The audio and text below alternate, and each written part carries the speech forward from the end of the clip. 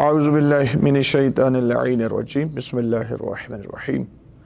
نحمدہ ونصلی علی رسولہ الکریم وعلی آلہ الطیبین الطاہرین المعصومین المظلومین اما بعد بسم اللہ الرحمن الرحیم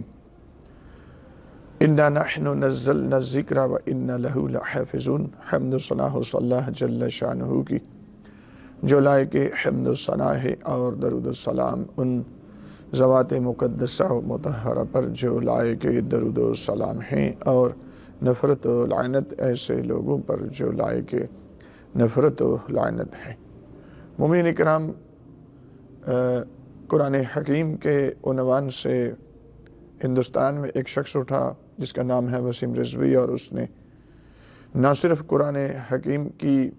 آیات کا انکار کیا ہے بلکہ ان کی اہانت بھی کی ہے۔ اگرچہ کہ مذہب اہل بیت میں نہ انکار کی گنجائش ہے اور نہ ہی توہین کی گنجائش ہے، لیکن چونکہ ایک دوسرا ملک ہے، ہم پاکستان میں ہیں، البتہ اس ملعون کے خلاف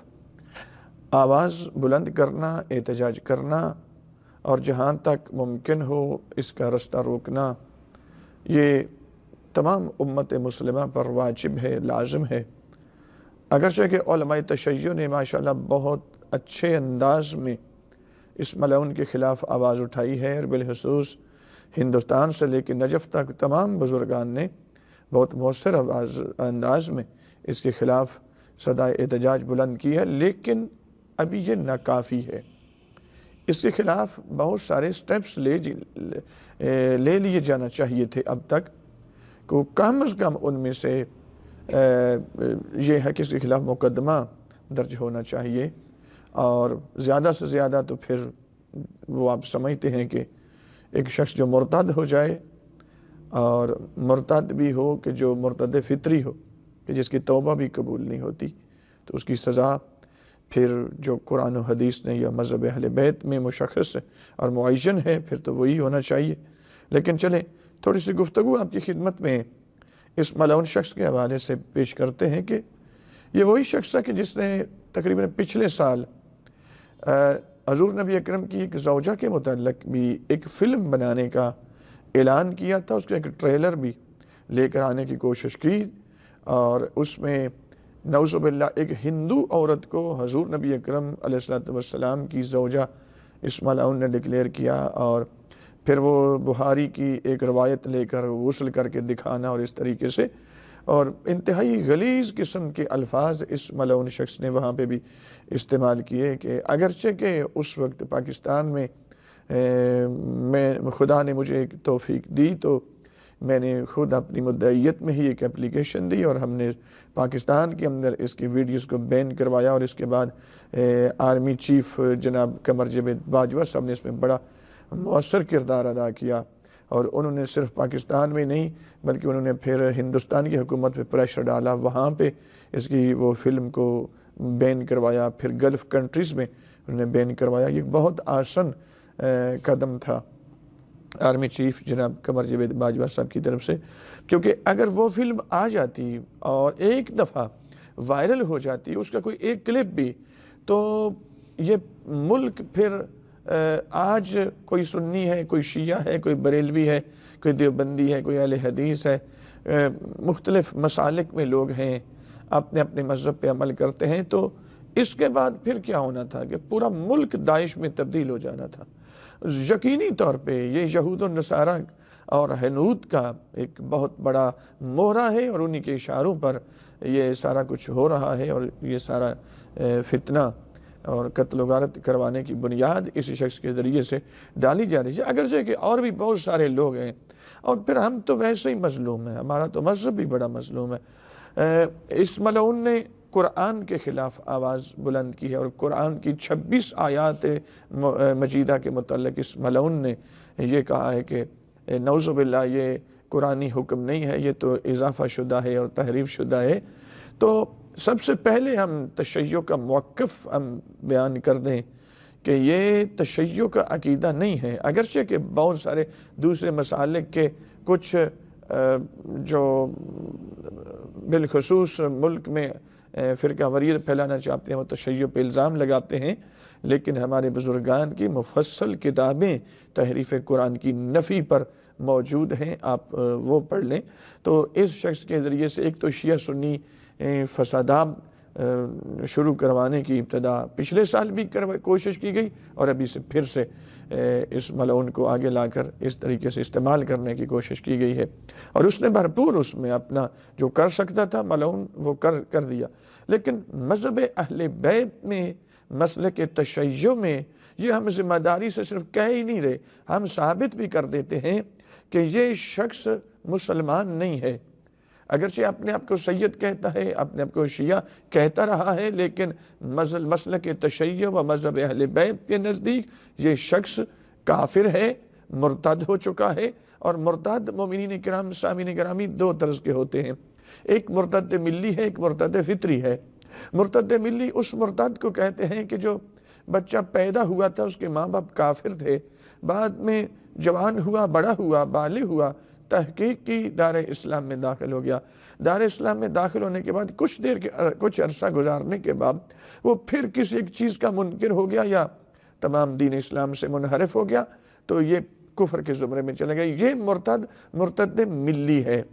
یہ ایسا مرتد اگر توبہ کرنا چاہے اور توبہ کر لے تو خدا اس کی توبہ کو قبول کر لیتا ہے۔ یہ فقہی موازین کی بات ہے، میں عرض کر رہا ہوں۔ لیکن ایک ایسا بچہ کہ جو پیدا ہو اور اس کے ماں باپ مسلمان ہوں اور وہ اسی ماحول میں پروان چڑھے، اور اس کے بعد بڑا ہونے کے بعد قرآن کی یا مثلاً کسی دین کے مسلمات میں سے کسی ایک چیز کا انکار کر دے یا سارے کا انکار کر دے یا قرآن کی ایک آیت کا بھی انکار کر جائے،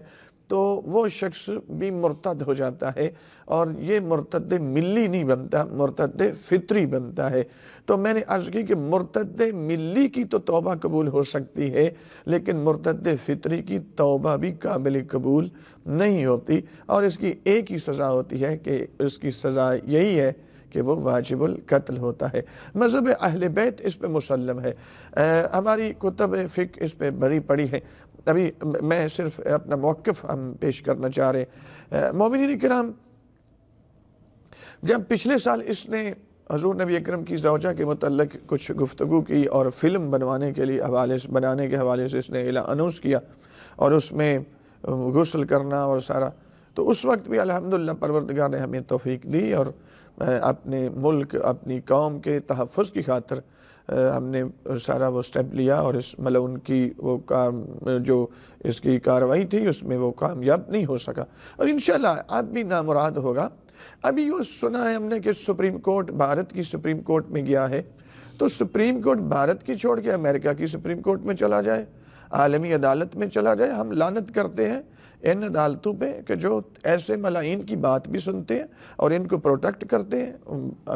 ہم لعنت کرتے ہیں، بھئی یہ عدالت نہیں ہے۔ عدالت وہ ہے جو رسول اللہ نے قائم کی ہے،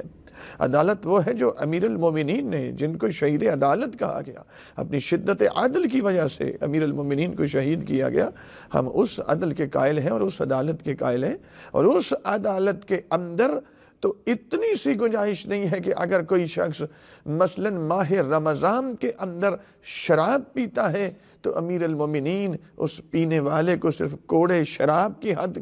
کے تحت کوڑے نہیں مارتے، بلکہ 10 اضافی کوڑے مرواتے ہیں، کہ پہلی سزا پہلے کوڑے شراب کی حد کی سزا تھی، اور اب جو 10 کوڑے ہم نے اضافی مروائے ہیں تو انہیں حرمت رمضان کو پامال کیا ہے۔ تو قرآن تو وہ ہے کہ جو اسی ماہ رمضان میں نازل ہوا، لیلۃ القدر کی کو خدا نے اس کو نازل کیا۔ تو جو قرآن کی اہانت کرتا ہے یا کسی ایک آیت کا انکار، وہ بندہ مرتد فطری ہے، اور مرتد فطری واجب القتل ہوتا ہے۔ مومنین کرام، یہاں ایک بات ضمناً میں جلدی سے عرض کر دوں کہ اس ملعون نے جہاد کے متعلق گفتگو کی ہے کہ یہ کچھ حکمرانوں نے یا مثلاً اصحاب کی طرف اس نے الزام لگایا ہے کہ انہوں نے یہ آیات جو ہیں اس میں اضافہ کر کے قرآن میں شامل کر دی ہیں۔ تو یہ بالکل قطعاً ایک مطلب تہمت ہے اصلاً جب خدا خود قرآن کی حفاظت کا ذمہ لے رہا ہے اور مذہب اہل بیت تو بالخصوص پھر اس پہ کھڑا ہے، اور متواتر احادیث معصومین علیہ السلام کی موجود ہے کہ ما وافق القرآن فاخذوہ وما خالفہ فدعوہ، ہماری جو حدیث بھی تم تک پہنچے اسے قرآن پر پیش کرو، اگر قرآن کے موافق آ جائے تو لے لو، سمجھ لینا وہ ہماری ہی حدیث ہے، اور اگر قرآن کے مخالف آ جائے تو سمجھ لینا کہ وہ کسی ملعون نے، کسی جھوٹے شخص نے خود گھڑی ہے اور گھڑ کر ہم سے منسوب کر دی ہے۔ تو سامعین گرامی، اگر قرآن کے اندر کوئی کمی یا زیادتی ہوتی تو اہل بیت اطہار کی متواتر احادیث ہے، اور مذہب تشیع کی بنیاد بھی یہی ہے کہ ہم اسی حدیث کو مانتے ہیں جو موافق قرآن ہوتی ہے۔ تو اگر قرآن میں کمی بیشی ہوتی، زیادتی ہوتی یا نقصان ہوتا تو معصومین اس قرآن پہ پیش کرنے کا حکم کیوں دیتے؟ اب یہاں پہ ہم نہج البلاغہ میں امیر المومنین کے خطبات دیکھیں تحریف قرآن کی نفی پر، یا مثلاً ہماری اصول کافی کو دیکھیں یا باقی دیگر کتب احادیث میں، تو ایک تو یہ ہے کہ تشیع کی شکل کو مسخ کرنے کے لیے ایسے لوگوں کو پلانٹ کیا گیا، دوسرا یہ ہے فرقہ وریت کے تحت قتل و غارت کروانے کی سازش ہے، اور اس کے بعد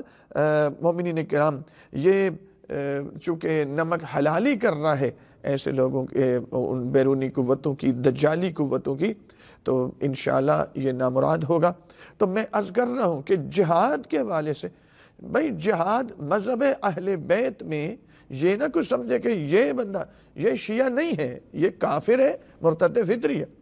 تو پوری قوم، پورے ہمارے حضرت آیت اللہ علی حسینی سیستانی دامت برکاتہ ان کا بھی فتویٰ آ چکا ہے کہ یہ شخص مرتد فطری ہے اور اس کا قتل واجب ہے۔ تو مومنین کرام، عرض کر رہا ہوں کہ جہاد دو طرز کا ہوتا ہے، ایک جہاد ابتدائی ہے، ایک جہاد دفاعی ہے۔ جہاد دفاعی کا اذن عمومی پہلے سے موجود ہے، یعنی دشمن اگر حملہ آور ہو جائے تو قرآنی آیات اور احادیث اس پہ موجود ہے، آپ کا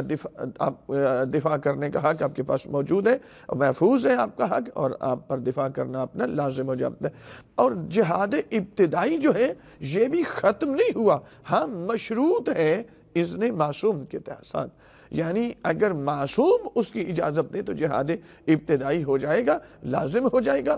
اور